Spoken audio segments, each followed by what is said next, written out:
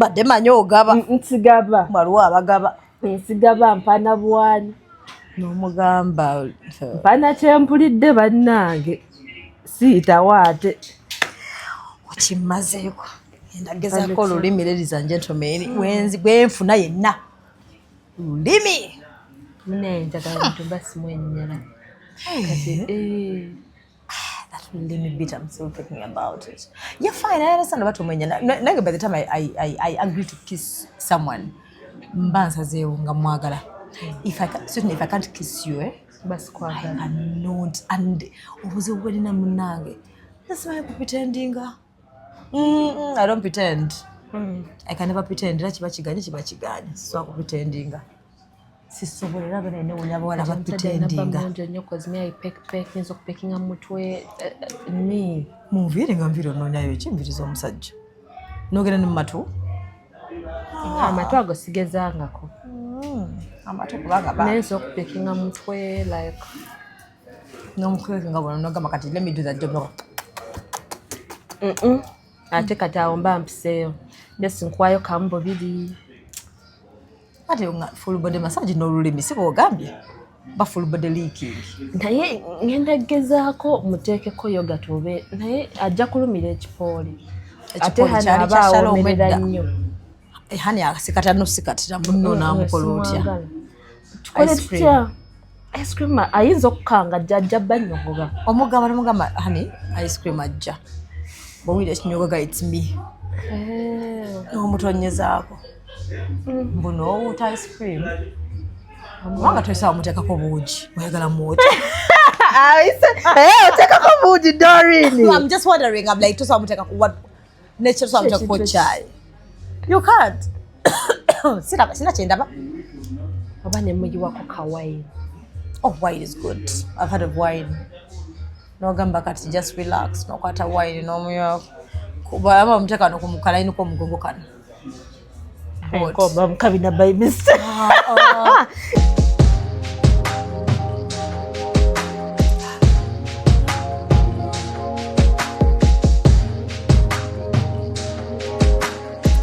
Have you ever realized that there is a breast without a nipple? But without a nipple.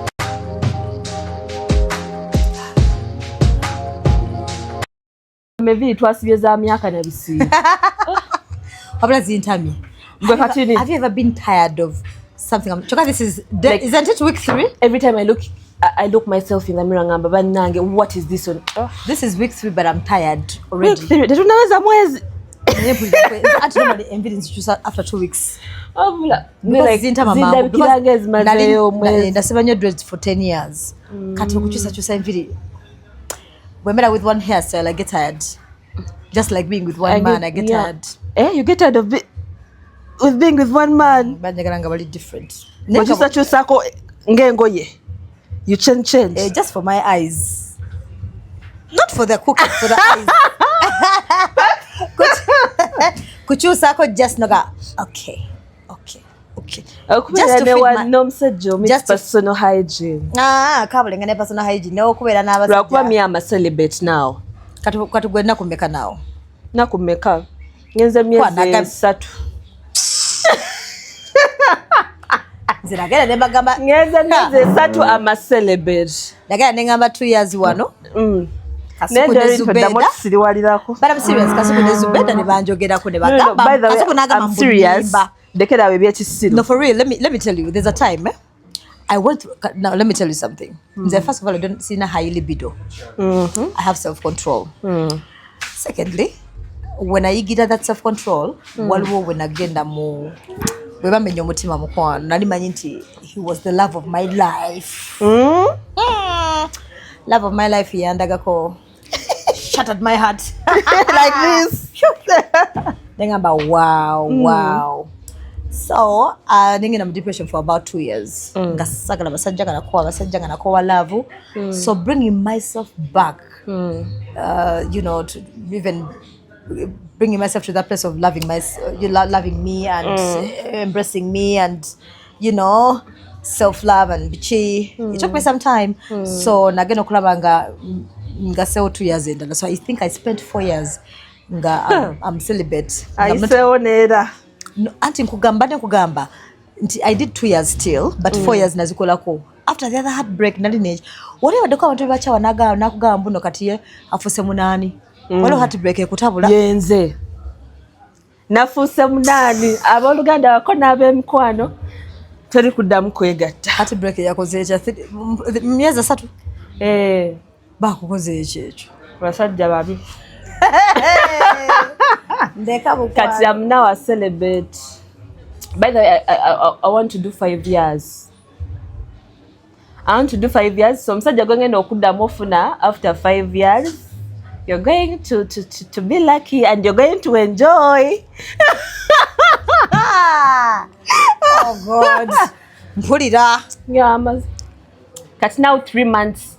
Naye tekinnatokota. Togenda kunonya. No. All of us celebrates. We can go for dates, we can kiss. Of course. But we cannot have sex. So, mbikola. But having sex, no. But what is self-control next or jide kama idea? If you self-control. Nali mazeke myaka 2. But what you forget no wese the meaning is not true. Kugamba baba wakusiwa you can't contain it. I'm asking questions. I want to find out. The longest. Kale was the longest. Miezi nga 9 Sagala limba. Miezi nga 9. Saweza mwaka. Saweza mwaka nenfuna ya nimba limbao. Nogenda yo. Nengamba. Nogamba omutima goguno. Saje kayo omutima. Bataka ki? Magulu ya chama. You're stupid. Funny, I know. Mutundu byaja. Omutima gwajaluba. Walo wenalabye yabadde agamba. It was actually some podcasts. Ono nagamba, you know these days banagi. Ladies, we just marry. Let's marry for love. Naye but we ingira mu marriage nesenda tuzetaga. We also need the money. Yes. We need the money. Love etuka nekoma. Chechitatu etwagisa kukibajjukiza. We need money. Banango olabye kawade. Naye kirungi sekola nkongo ngo okola live oba ngo oyomba ku social media. Jina nalabye nga there was a woman. I think you saw those things moving around. Ndoza be chawa no musajja. There ali ku social media mulaba yogera nyo naye ali awo kati mu kwerangira musajja mukazi nagamba munne mbu that's why mbu waina mbu yo wiwi yali short nga bulaba ovakeddo wagundi wenkumi 2 ngamba bannake omukazi yayogera vuba omusajja mbu wiwi yalina ate not circumcised wiwi ya ovakeddo wenkumi 2 ki omusajja then omukazi nagamba omusajja golaba yanjogerera yagamba mbu the first time we had our first encounter mbu yansanga ngalina amaddu mangi nyeyo nemukazi akansoke nabe nakamba no tonaba then nagenda kwa mangajogeddeko mbu no simanya kale fine nali simanya nga I was okay naye obuzibu mwali mulimu olusu. Now musajja bannaki omukazi yayisistinga naga bakangende nabe munechi yakola nagamba nafuna mukwano gwenda mugamba jangu nawe nkuge but let me first shower then you tell me bweba aliwe ngamba what is that bayina emyaka emeka simanyi mukwano naye bakulukulu ekisooka abasajja bagenda ne boogera ebintu Doreen ne balowooza nti bo baba batuukirivu nnyo oba ffe tetulina bye tusobola kwogera njagala okubajjukiza nti ojja kunjogerako oyogere mba nina bye nsobola okwogera but olumu mba ngenda nenkutula ne ngamba okay out of respect kansirike kuba mba nebakoko nawe tekigenda kuvaawo true okitegeera abasajja temutuukiridde mulina spams eziwunya obuntu bwamusi butayirire muli bakyafu muli n'emmumbwa wansi eyo so you people wovaayo n'olangira omukazi tolowooza nti ye talina byasobola kuvaayo n'ayogera right okitegeera bintu bingi bye tusobola oboogerako but we just ignore. I don't like the fact that like baba mulimu kati oyo omukyala kye yandikoze yandituyambye n'asirika naye n'atayogera n'atamuddamu oba kaali kampi katya oba kaali kawanvu katya n'amuleka oba tekaali kakole katya yandituyambye buyambi n'asirika oli n'asiriwala yekka n'abeera stupid yekka Yeah. Oli na bena msi. During nze mbongo bwanga I can't exchange with a man bobera ogambe. Oli boti. Oyo mchafu. Era yali alumira. I can't exchange with you because you're stupid. In my mind omuntu agenda okunsanga nga we are exchanging. Nze tagenda kumbala mu magezi. Ajana kwewunya nnyo. Kati mba njagala beewunya obusiru bwo gwe ekiwulenge. Nkuleka. So weird, by the way. So weird. Like, why would you talk about me? Etsoka ekitagenda kuvaawo nti twebaka ffenna. Tweraga obwereere, like wandaga obwereere bwo n'enkulaga obwange kigenda kuvaawo period. Then ogogena onoga muno mpunya kuki. Why would you even say that? Ate kyewunyisa olinaga muno mpunya kuki ate n'okoma n'enkeero kime kuki gy'ogamba ewunya. N'oddamena n'oko kugamba tulabanga you have a problem. Era mental problem banna. You have a problem, like something is not right. Gwe n'obwongo bwo mulina obutakkaanya. Muna mbadde ndaba memes ku social media. Nga mbagamba anti internet shut down eno. Yatuhambolinze. Nkuga. Obera ndaba memes nga mfense ngoli agamba. Nategedde nti no my phone can actually keep battery for 3 days. Yes. Non-stop. Olina agamba bulijjo manyi ndi mu relationship. Omusajja natankubirako yadde mess kunkubiddeko kubuuza whether I'm fine, honey, how are you? Teyakubiddeko kubuuza oba akaluluka. Oba ovuddeyo mu bush. Abasajja. N'ategera nagamba nga been dating myself. Nzikiriza. Woba abadde mu kalulu omusajja n'atakubirako kuceekingako. Yadde ka message aka SMS. Yes, SMS. Valentine totusumbwa, like don't, like tobeera naawe okusuubira nti olinayo ekintu kya Valentine. Please. You're dating yourself. Omusajja aba teyakubiddeko mu kalulu nagamba naye. Internet bagigyeko ndi wano. Oli bulungi. Ndi board. Kuba buli omu yabadde board. Ng'onoonya gw'okubira. At least wandisanzeeko missed call. Waba teyakubidde. Oba ka beep oba message manya sister. Valentine gireke. You're dating yourself. Era mbagwe ngena n'ensoma n'obusista. Jebali just no nabadde nfense konagali yadde ne ka message. Valentine is coming. Era bagenda tandika tuzo. Sina kyensuubira nti bagambiddewo. I love the fact that you're so honest. Yes, sina kyensuubira. Oba ogenako ebirabo. Awo navaawo. Weewako ebirabo? Yes. What do you go for? Was it pressure? Was it like pressure? Oba yali pressure. No be posting ku status oba bichi. So wagenda so hold on. Wagenda wano abatunda flowers. No ba florist. No nenkola order. Njagala bouquet of flowers. Muteekemu kino. Muteekemu ennyayo bati like I'm gifting it to someone. Mutwayire ku delivery bati nga babireta wange nga ne order nze nkikoze. How?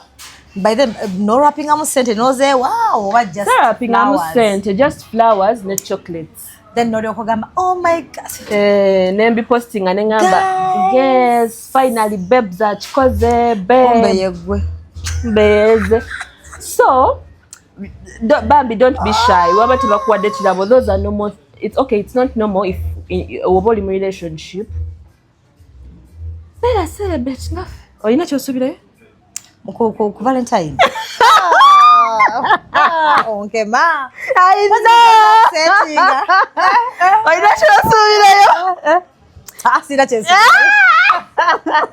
Teri like so Valentine sida naye nja kwekumira yawo kakando mpulira bulungi ka Swiss candle mpulira bulungi kuba saagala kunyiiga kusuubira nti omusajja agenda kunfunira ekitwalo mu relationship era still mu Valentine nga the man doesn't even send you anything and there are men who tell you batakusinikira na happy vows munange ne bakugaba nokugamba Valentine byebichi bolo yanga makulu munanga those days nanga but every day is Valentine. Every day is Valentine's. Are you dance? We don't celebrate that day because now it means maybe it means as if we are celebrating love on that very day only. But we have to celebrate love every day. Buli nakumpa ebimuli. Buli nakumpa ebimuli nga biriko scent and everything. Right? Have you ever done that? Era abate bakubiddeko mu kalulu tosuubira kiraawo kya Valentine byesonyiwe wange libo waddom nebase nendaba movie nezintama neba kandaba movie nze nebase nenkoowa naye nga mpulira rumor tino waliwo abali ku internet waliwo ogera ne weetega n'ofuna internet ofuna wifi inagabye sijja. I wanted to stay inside. I am someone who loves being indoors. Nga abasirikale bachukuuma bitya wansasaza batusala mu kikomera ije ne baparkinga awo mu kikomera kyaffe ffe twabadde parking era ffe twabadde very safe. Gamba sabite muleme kufuna kulya kutiyagasa eno week kubanga bana yebangambirawo ne sifuluma yagasa atama naye kale tiyagasa it's okay bamukuba ababeekalakasa naye tebatujjako internet. I know twabadde balwadde waliwo internet abamu n'omuweereza message n'omugamba mbadde njagala yakagenda kuzuka nyambaako mbonebefulanga abantu message abatagira boyfriend onagamba saturday ku set musajja aba alina okuyiiya. And I just know people. I go to reality check. Those 4 days and 5 days is 4 days without internet. Wagambe ne chitofu. What's taken to where dating a mad? No. Abasajja kati okirabye nti toteeka amagi mu ssowaani emu. Don't put eggs in one basket. Kati gonna gaayatise. I know. Kubanga fa abasajja badetinga to accumulate in fact. Ate still osobola okubeera nga togatadde mu ssowaani emu era ku Valentine n'otafuna kintu kyonna. My sister gendako mu church siibako tusaba nga olinayo Pax olinayo omulala olinayo Roni bonna ne batakuwa kirabo kya Valentine gendako mu church. Olina ekizibu. You have a problem. Noonyaako kubu muwomya. Well, because something is not right. Now you have let me say in your mind you think you have five guys. Nakumbi no one even bother to call. Ngomanye nekizibu. Wana mukazi gwenda bawo so bamuyita nenya sije na byogera dijjukidde muyita ko like I'm just scrolling through. Ndagamba kakati owange bade ndokala musibire wano wakanga mugamba kati kenda. Olaba bwala. Mbokubeko. Kati wafanga wamwesibirako. Sibimanyi bwala bogenda n'ojukula otya osibitegeera. Bana mamu bamususu bamusiba basajja. Onasibira mbameka oye ogwosinga okwagala oba kwa sente anti ajja kutama era abala atuka n'atama maybe nga baba bisumulula nze simanyi I've never even thought about it. Reverse kati mbuwa omuko wange oddamu ng'okuba nkukoye I don't know man, it's crazy but I hear girls do a lot of things abawala bakola ebintu abawala omusajja amukwana ennaku zino abasajja mubatambuliza ku ddagala munnange love eri natural like leka omusajja akwagala ebyeddala wakukyawa nga agenda oba omuwonye ng'otayiza ekirala natural kind of love. Nze saagala ng'oliko mbu ate kintu kikulinnye saagala eyo love ng'ejjembe likulinnye no I want it real. Ajja kubako omusajja Sweetney bamutwale. No, Doreen baba simu nayo omusajja kati mbuba mubba batya bamusanga nga bamubba mbwa mutwala bwasho otute kati watuka wali eri nga musumulula empale bamugamba zangu teka no omusajja tebamubba agenda yagadde teba nange nayiga basajja babeekabya kirantere mbwa amaziga tubitage kampire na familia yange babyabo naye mwongere ku Sweetney naleme kunchawa ayay abona bayiga nange namufunako ngaka ate babera ba serial cheaters abo abakaba but the relationship we wali onkwana in the first place yali me and you by the way I don't want stupidity Doreen tuyagala nga busiro otuyagala nga mbeko baganda bange oba mama wo nga kiganye makubira mugaye banemba nsabo yagende mwalawo yes like okubira mama ange kintu kino kiganyo sanga ebana yogera nawe n'otegeera mama anga jagamba kaleke kesonyo akakana kalina empisa embi tojja kasobola tasobola bitulamu ebintu byaffe mama wange tasobola really mama ange tasobola okay kati now when you're dating for example and you have this misunderstanding olaba it's between me and you tachakuwuliza okay waba tachakuwuliza then what happens Doreen wembanga go omuntu gwe neyambulira ekintu kyenkunyonya kikulemye okutegeera ona atakweyambulira tagenda kikutegeeza okitegeere oneyambulira ndaba obwererewo olaba obwange kati ekintu kyengamba oba tokitegedde tolikitegeera ebbanga lyo lyonna ne wendiyita abewaffe abakabengana n'ab'emikwano oba togenda kitegeera oyinza okyusaamu kedda kika bbiri ne tuddayo mu bintu byebimu omuze gwe guba gubadde gwa kuyingira ku maca nze gwe weebaka naye ne tugatta amalusu osawa enzisa ne tugatta the private parts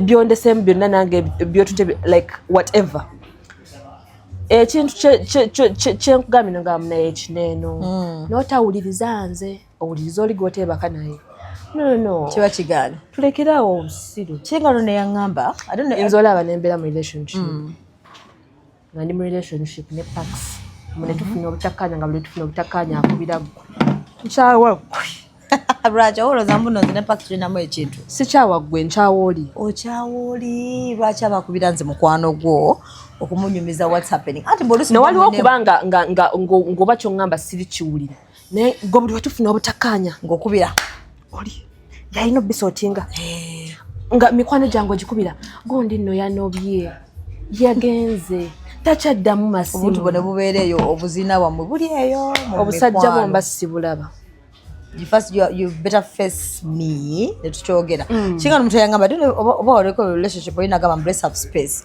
muntu yangamba muno but if someone tells you bless mbutewe space mbu that means kireke it will never work nemugamba why nemugamba nokubanga what is tonsangawo whatever space okoloti tonsangawo nze mbeerawo ninde gwe omusiru ate we are figuring out what's wrong like wala owira nga omanya kiganye so you don't believe in space so oli bagamba kutowa space ogamba tukitere ddala nkugamba kale naye tonsangawo kwegamba nze ndi awo ndi kapande you move on ma mba namuvinze dda on mangu nedda kati tetukyalina budde Doreen bulinda basajja era bangamba tetukyalina budde bulinda relationship we don't have time generation no muli speed like muli ku speed muli no let's have space you're wasting my time waliwo oli akyannimba akyaŋŋamba sweet lies ng'oli eno nnumya omutwe oli akyaŋŋamba sweet lies akyaŋŋamba naye sweet n'oli ttaala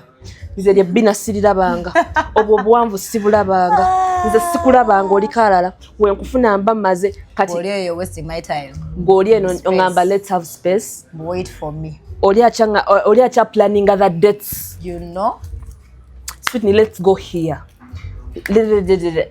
oŋŋamba let's have space tetukyalina budde basajjamu tetugenda balinda let's have space ng'osigalayo ng'osirika so what do after 1 month okulutanga space eweddewo like in his mind he has figured it out 1 month we are not communicating because in most cases because that's space space wala bakola space nga mulimu conditions there will be communication but minimal then what was space nga there's no communication until I sort myself out. How can you limit me on communication? Because by that time I don't want you in my space literally. Even your voice is going to, you know, it won't make me think about myself or whatever it is. Ate walo yangamba nze moving amangu on mboli akusaba space nga kumbe walomo yamwadde heartbreak ali walo yamwadde yesotinga goloza ngali ali anasinga ngali nagamba nesonywamu please give me space bichi ngawulira yagala heartbreak mugingire kumbe space yeli relationship I don't believe in space. Nyo kuno bakone twekera okweguya abasajja. No, I feel like we are too desperate these days. Twekera okweguya abasajja banji they for them they think and baga naye ne weesiba ku musajja oti ati babategevu batono n'abategeera gye bali so nonya ategeera era bangamba abasajja bo bangi okwesiba ku musajja guno omwaka nywamu obutwa n'enva kitegeera woba njagala wogaana ng'ogenda nga ntayiza ekirala nga kijja anti kati heartbreak sijja giwulira anti wogaana nga ntayiza ekirala you know heartbreak is all about accepting mangu kasita okkiriza kati kambuuze so when you're in a relationship these days do you still believe in going to a man's place n'okola emirimu osimanya bicho muna people keep chokola ne wakajinnema era neda omusajja njikolewa omusajja nze bannange awo nga twogera talking stage ngamba hani waliwo omuntu ajoako okunyambako okukola emirimu like I prepare your mind nti me I will not do anything at your place nkugambye kati newange waliwo ajjo gikola kasasiro bamunzikiririzaayo so you're telling me I come at yours simule Jose ebintu enkolezi no tekigenda soboka it won't sigenda happen. kukola mirimu kuba ngenda malo gikola nsangeyo obuwale nsangeyo biki ngenda malo gikola mbere nga nakafuluma omulala je yesaba osangayo akawena nagamba ko sister wange men like stupid things by the way people are so annoying waliwo emkwano gwe yanyumizira yangamba mbu oba yasangayo empale nga nene kwa ye mutono namugamba eyo empale yawe ni ono mukazi ajja n'atuwoleza n'anongoze yagirese wa empale yagijjamu ate n'agireka wano. Era wamanya otya nti yiye kati yaba amaze okulimba olwo yamanyi alimba ate nete bamanyi kulimba and yet we can tell nga batulimba singa bakimanyi I can tell nti onimba nogamba kansirike enkuleke and away you nengamba leero no amanyi mbw animbye ennyo. Don't do extras for men. Don't do extras for men. Don't do extras for men. In what sense, for example? Waba ogenzeeyo nga genda kyogenderedde kyoba okole nnyo. Don't do extras. Genda have fun. Teweefuula dobbi. Teweefuula shefu. Teweefuula chefu. Teweefuula washing machine. These men will always disappoint you. Ojja kwoza engoye okutuka omugongo okole byotakola ewuwo just because bano abasajja tebaba pleasing. I know. Ojja mmala okuzooza wajja namakulu awanika ebigere ku mmeeza. So for you the best you can do in a man's place to eat. Yes. Yeah? Era ntuuka ne nga they order for me KFC. Ate the bed issue okola otya? The bed okwala oyala tubwala ffenna kuba tuba tubaddemu babiri. Sweetney badna ngumugamba jangu twala obuliri ngamba hani tugende twala obuliri ate banoonya wife material kale mantegera batya mbuno oli wife material anti saagala bufumbo sibagamba nko nti noonya bufumbo abafe so bogenda mu relationship etegeza omusajja bagamba obufumbo gamba that's not me bela joli mbere legend because they always say I don't like it nga tubeera ffenna ojja kuntama lwaki toyagala bufumbo ate nga batabasinga bawala abasinga baagala obufumbo munnange era bwebaba bakemetinga n'omusajja abasajja bagamba olunaku olusooka amwana alina okwogera ku bufumbo you have to come and see my parents they talk about the ring toyagala bufumbo so kitegeeza ne baleeta proposal ogamba no that proposal assurance yange me and you nkitegeera buno obuweta Doreen bwa mitwalo 7 wali abingamba nembyogera ku mpewo katulwakyogamba Sweetney yangambye because you know what obuweta bwa mitwalo 7 nongamba busiimuuka nosiimuuka okogenda okugula akamaanyi ka mitwalo 2 like chinkakasize nze because this is between me and you give me that assurance not the ring Mpetta egwa nsobola obeera nayo stilo abasajja ne bankwana baga tebagala manya ate omusajja akulaba n'Mpetta nakwana bwe bakwanira ddala nno bulungi nnyo olaba n'abakazi bagamba waliwo yagamba recently yagamba munne but stop stealing our men lwaki baagala nnyo kintu ky'okubba omusajja oli n'agamba you tell your men to also start putting on rings kati baba bewaka nga bazikweka mbu baziveewaka oyinza waliwo yandimbakolomu nga simanyi but then it was too good to be true so wande nendetegereza wano mumanyi zisala yazisala ekibuusa amasanga you know what since tukyali mu talking stage the fact that nze etwala obudde nze I can even spend a whole year nga sinaba kuwa my cooking nze ndi bwentyo nze ndi old school ebyo byagamba had to get yes I play had to get obudduka ogenda again I'm playing hard to get nondya n'ogenda it's okay in my mind I've thought about it and I'm okay with it njirowooza kole ngamba genda oba oyagala sajja muwe aba wagenda agende nga ndi ready sajja muwe nga ndi ready so nagenda the next time motoka bwetwagenda motoka endoza yerabira okugijja okolo kumbe ngeri wano ku motoka samka ngena de bayita wao nejitunulira nengamba you're married you're married I know we are going through a divorce ate bayigaako I'm going through a divorce but yeah it's a long story I'll tell you I'm not happy, Jendi. Nengamba is okay, let me eat, let me drink. When I'm dropping her, I'll be dropped. Then he will never see me again. That's what I did. I just come from the next day, I'm not picking. That's what I did. I didn't block him, I'm Moleka. I'm like, just speak the truth. Others, they rather tell me the truth. And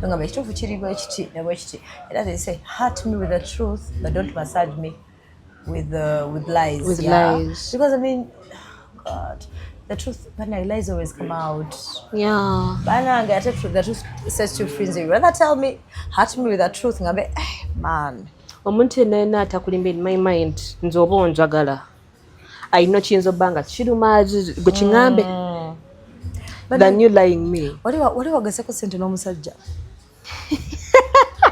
yesu kino nawe obonyabonyema lindako lwaki onjogerera onseekinga no kubanga you're laughing. Funny. I know, right? Like nga teseti anti nemugatta inze yes don't have a story more like musajja mugamba you know what tuina kino kwanjula so oyagala kukyala kati kusonda sente z'okukyala ne basonda zonna ate baazitwala musajja yafuna ekizibu naawe after 1 year or after 2 years n'atwala sente zebasonda zali ezembaga wakugambira we do a joint account ogaba nedda mugamba sente zange naye ate gwolina okumpa ezizo but my money is my money. Oyagala kunziba oli mukuuzi sikitegeera butegeezi nga otandika otya bakers are building a future wakagirya bebabaka abasimbo zabo bakola batya bakutwala out bulungi gwe nakugamba nakulimba baby nakagamba banakanta myaka ka baby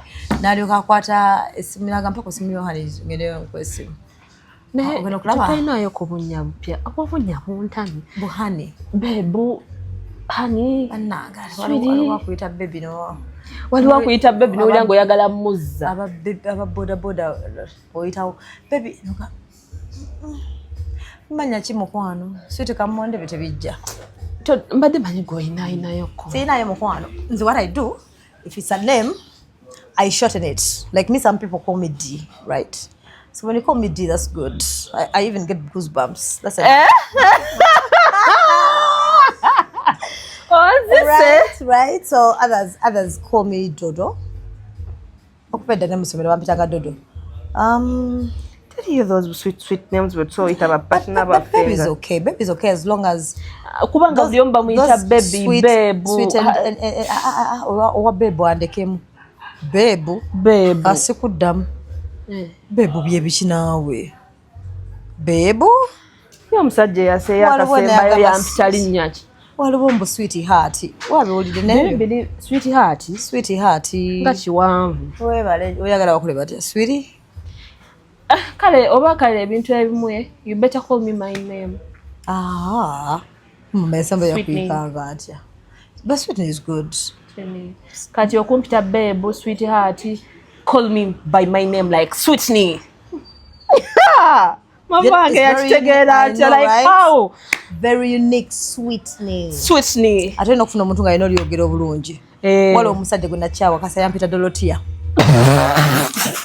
nagala omusajja amanyidde ono amanyidde waliwo alimpita nemmere olutiko abalala bonna ne bagamba omusirike ne bampita Dola abasajja abamu bamanyi it's a stand off pita ota Dola omanyi ifugonze ngenda ku date nendya emmere era kintwalayo okulya kubanga ezo sweet lies zammwe tezingasa nazimanyiira alade sijebasembeyo genda kaawo aneraga wastudoko like wali ogenzeko ku date nga buli kimu red flag nga buli kimu oba nange nabadde ngenza kusala bubonero simanyi nakyantutte nga buli kimu red flag nga that guys loko abalola bena baloko yo bajja wa Eva nze simanyi gye mbalonda oh lord beba nereetera olaba omuntu asobola mu kabox ko bambi ne batera mu kabox banyiza you cannot come in my inbox on my social media platforms no WhatsApp and then you profess, I don't know where they get WhatsApp number no kati nze atenze katagalira nnyo mu inbox zange za socials inbox badamu waliwo ne yansaba namba mu inbox zabamu mbaddamu yansaba namba yo nga look at this food waliwo zabamu mbaddamu because bamanyi business because asooka nagamba hi can I want to talk to you mbubuuza what is it about, is it business or casual talk or something like that. Wangambira casual talk of friends bichi sekuddamu. And if it's business and I give it to you and you misuse that number, kunoza muno chemba the number until no.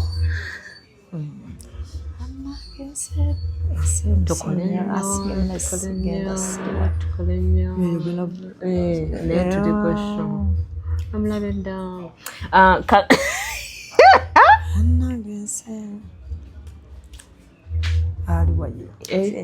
Mama nyamba. So I say yangamba.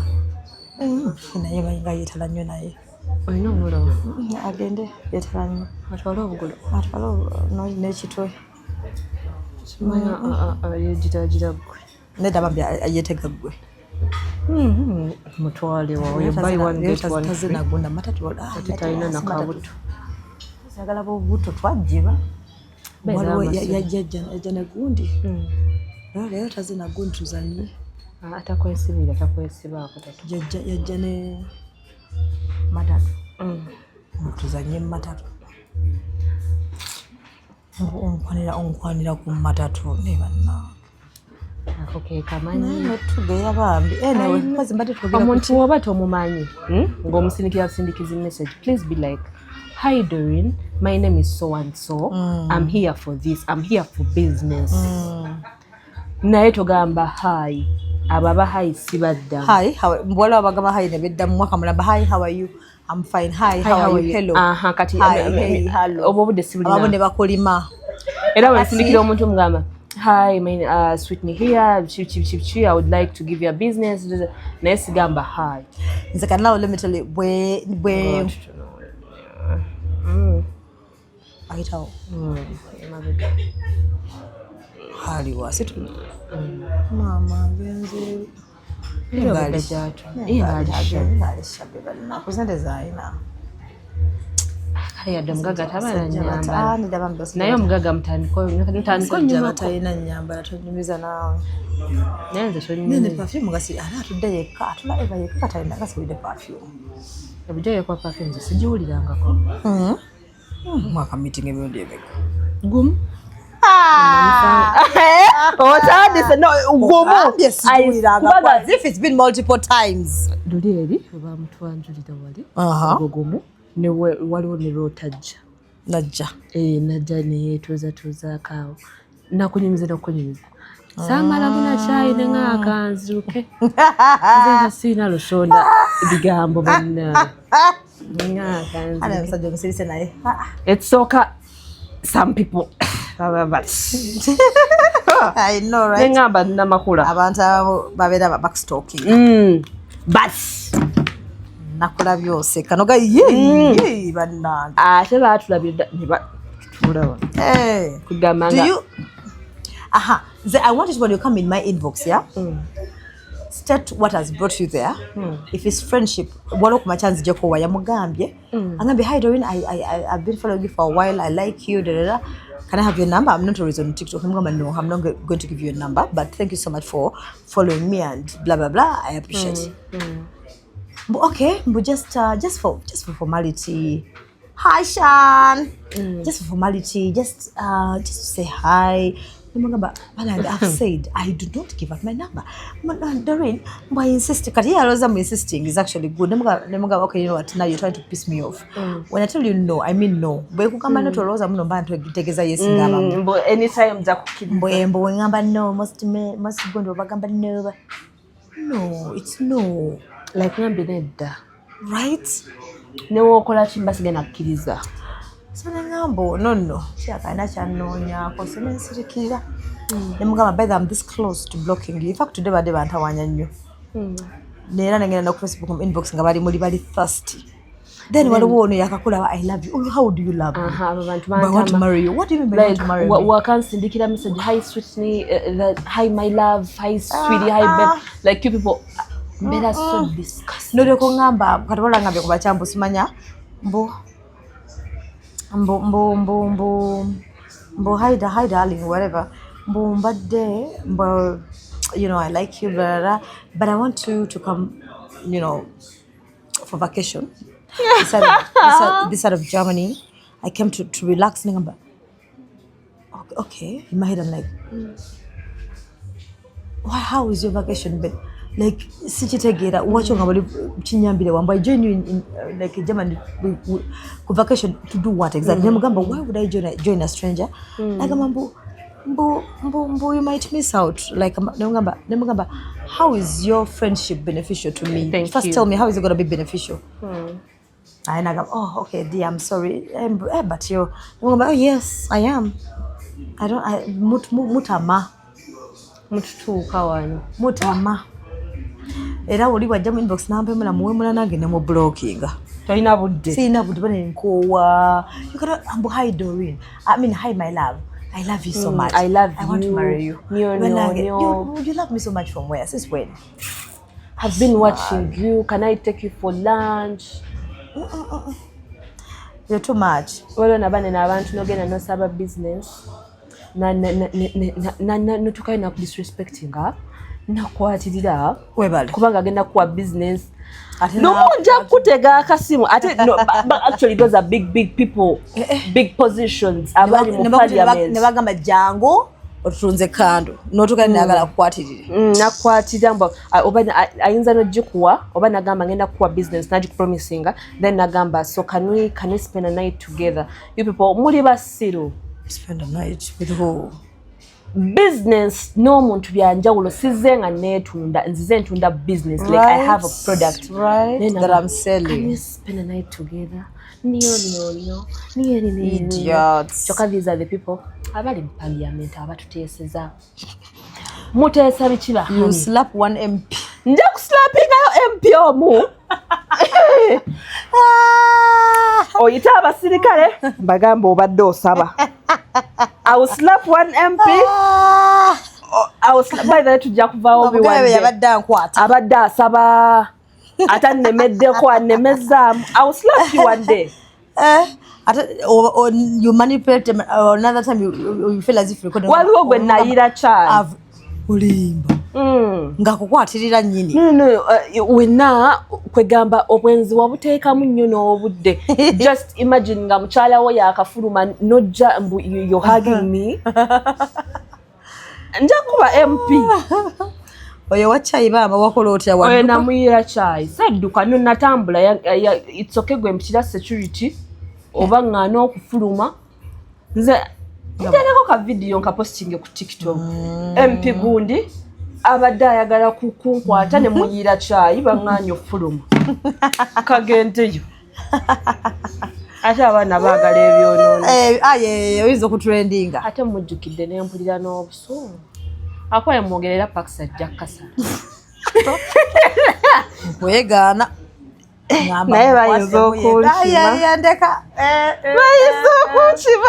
ndeka bannange ate Doreen you're fond of kunegaana nkwegaana nga I don't know buli kaseera onegaana mbabuuza who spoke era bantwala mukomera nga waneegaanidde kwegaana maama nenkujjukira nga biteredde nga bananga musosobi nasisalindine that's a bad manners. I know. Bananga, another thing I want to put across in this new year, Bananga, we keep saying it, Bananga, hygiene is very key. Also, for the how do you live with yourself? You're going to talk to people. You don't talk alone, you know it. And you leave your home, you leave your house. Go smart meanwhile. The moment you open up your mouth, you're like, oh my God, that is why? When oral hygiene is very vital.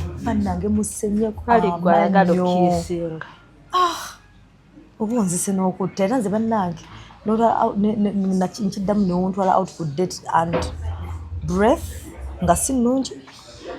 Nenda bachikati kumanya walide binyebwa byonojja ozunga n'amannyo go muli ebinyebwa nga you didn't even bother to check yourself in the mirror or whatever noli emberengezo zinojja oba walide lunch binabina biri done. It's disgusting already. Oh God. Naye tasobola kubunya kuna bataka. Go with that. Jema pira bulungi like. Because I don't smell. My breath is good. Nange sichiwulira. Kati that's what I'm saying. Like tasobola kukola kuna because first party, that's a first date. Or even though it's not a date, you're going in public. No, kera kumacha. Ngo dugala. Kati ababodo bane yabagamba mbuno jacket ezidugala ndoza zezisikiza ba customer simanyi mwembera juju please sell us kirabikoba mulimu juju you have juju in those dirty jackets date bagalo nyumya jacket edugala choka kumacha uragura udanda sa maybe info ate abate ba brush anti awalo gwe nagamba ko lumu like it was one time I was late somewhere ngana jenziruka ngana appointment asanga yasama ngantegedde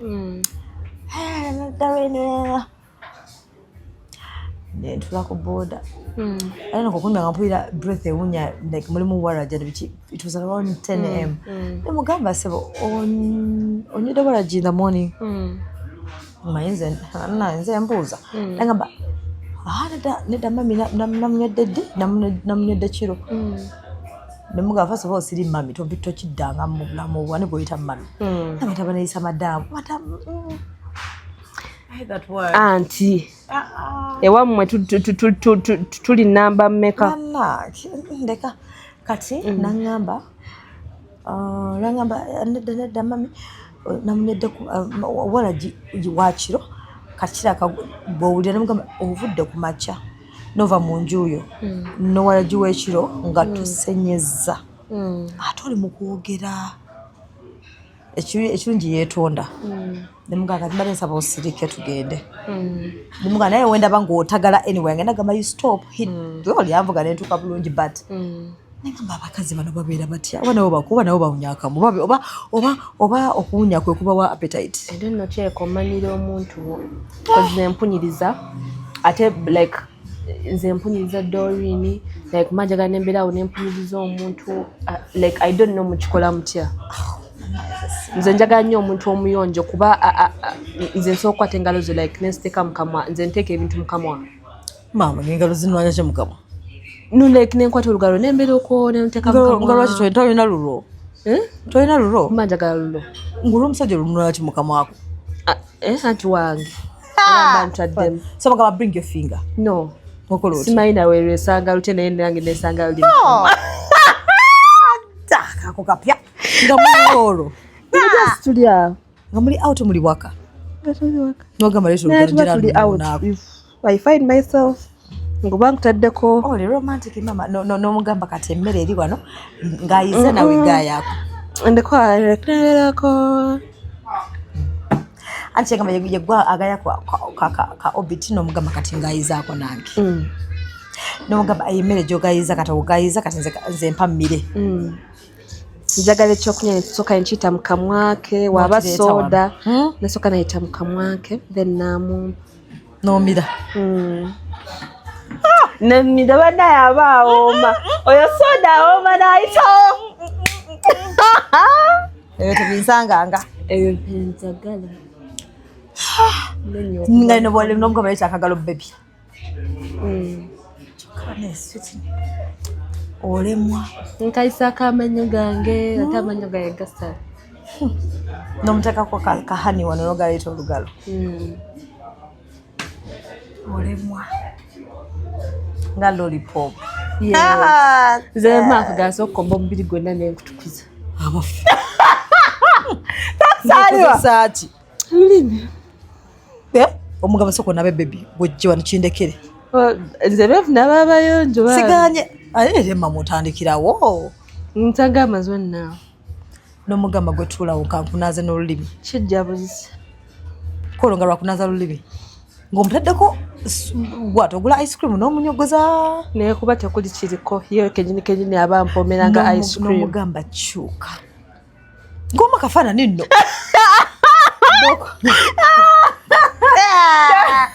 nokwata olulimi kuba ku ntumbwe noyisa ku lulimi ntuuka kabina ke nokola lulimi mugongo nomuga kati kyuka nokwata kwekifuba noyita ku bbere nokata oyagala ebbute liringa ensuwa nokola ebbuto nagala akabuto nokayisaako netweyongerayo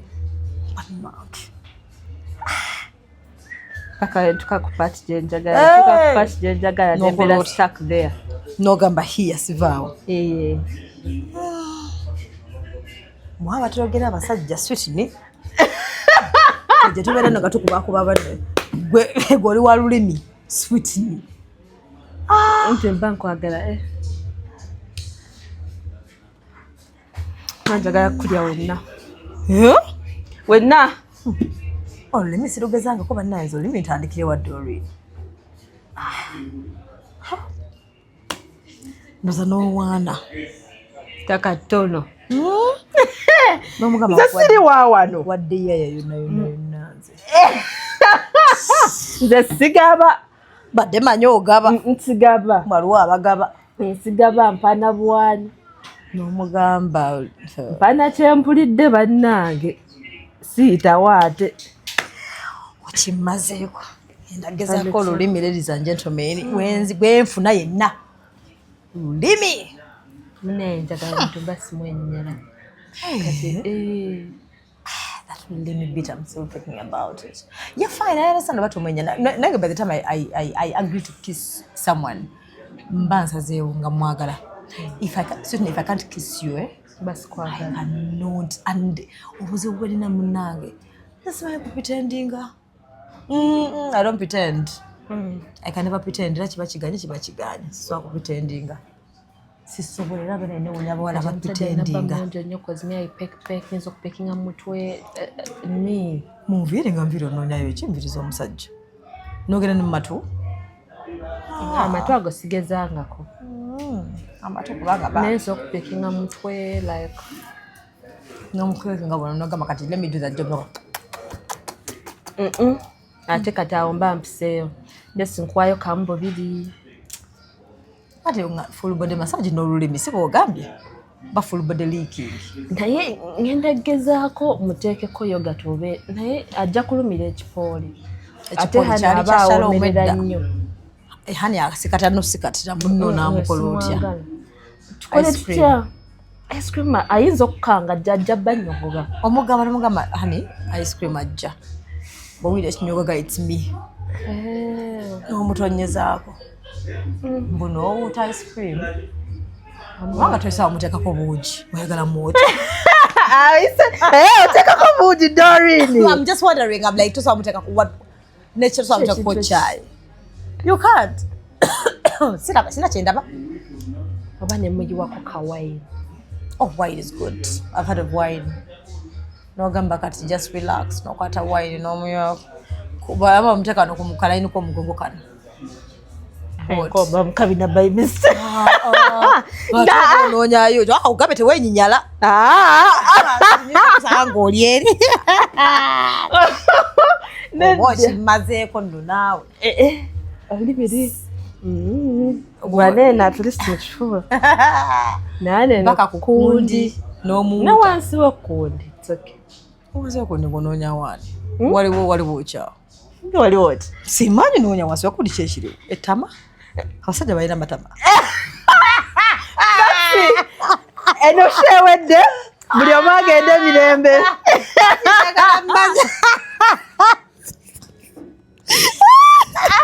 nonya kyononya waawo I'm wondering what do you find there? No. I want to know because I don't know. I don't so together. I don't know what's there. Twale erigwe. Ever my eyes are closed and lights off. Nzabera bwent. Once we could wali watch. Simanyi kiriwo wansa wotama. Yo cookie. Yeah, me I know. What about? Do I know? Wala nenda Doreen tomanyira please. Togenda kunsetinga. Waliwo. I swear. No. Doreen. Not today. Innocent. Ewa. I don't look there. I don't, you know. But you feel. Yeah, you feel. No. So what do you feel there? Simaji, I thought.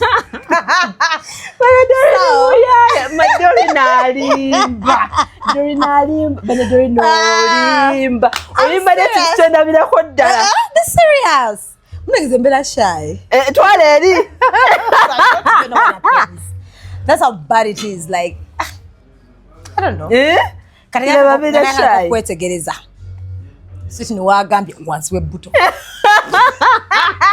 What is there? Hey, I'm going yes, pay attention to details. Pay attention. Ajira bulungi kanebyo ebintu ebiwansi ebirabire bito nabiyumunguzaako mukamwa nenga siga kikola aneda bambi so akikola ekyo iwe nengamba oba yalina anti kadduka nengamba awo mbamseewo no ebyo bintu bitu yabakashi awo mbamseewo anti ogambye omunaaza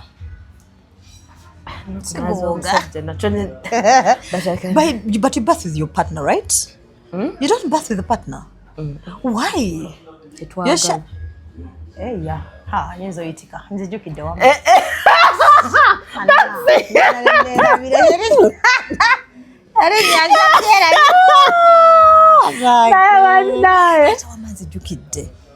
Oh, bedaba.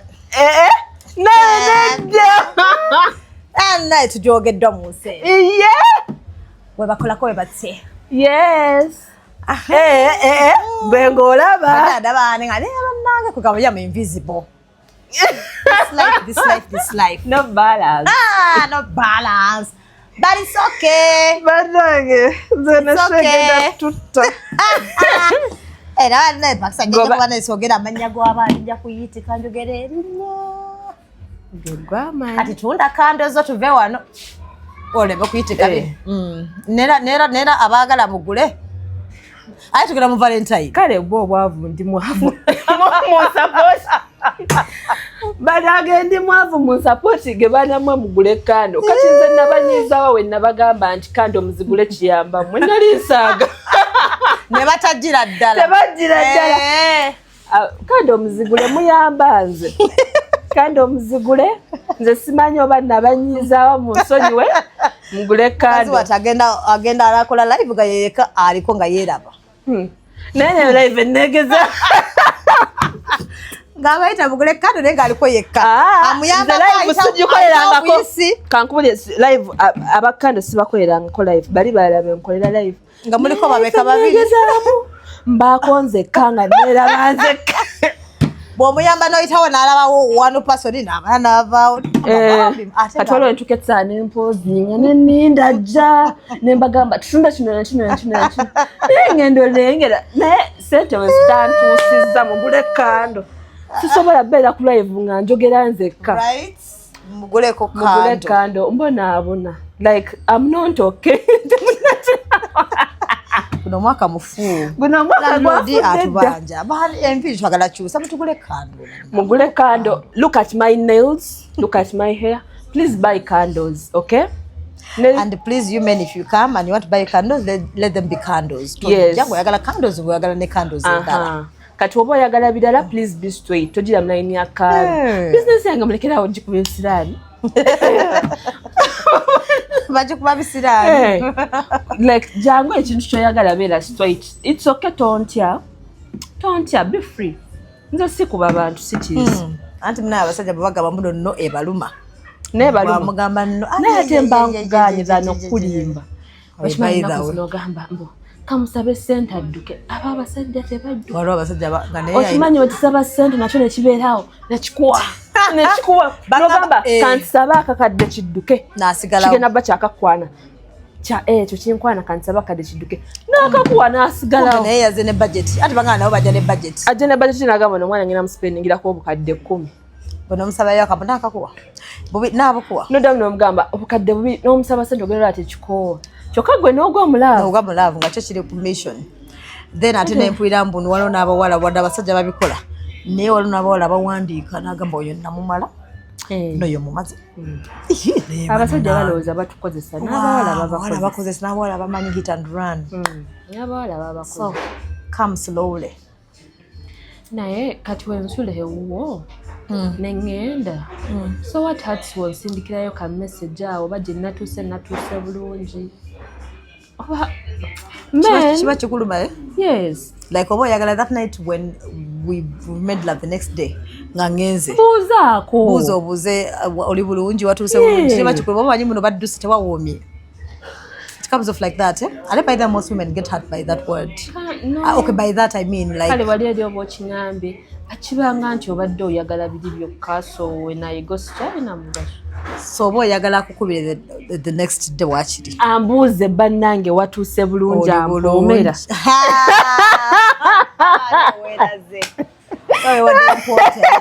yes kati watakikugamba maama era oba oyagala you want a man to tell you that word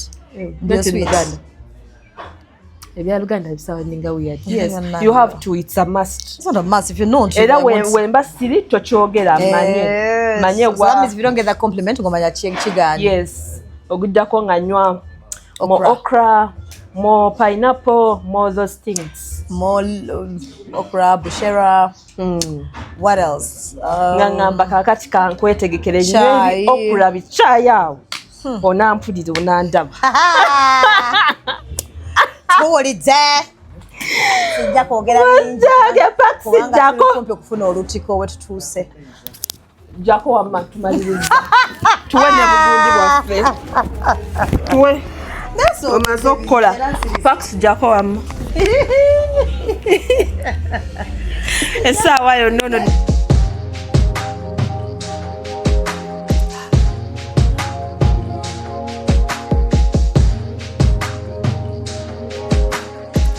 Have you ever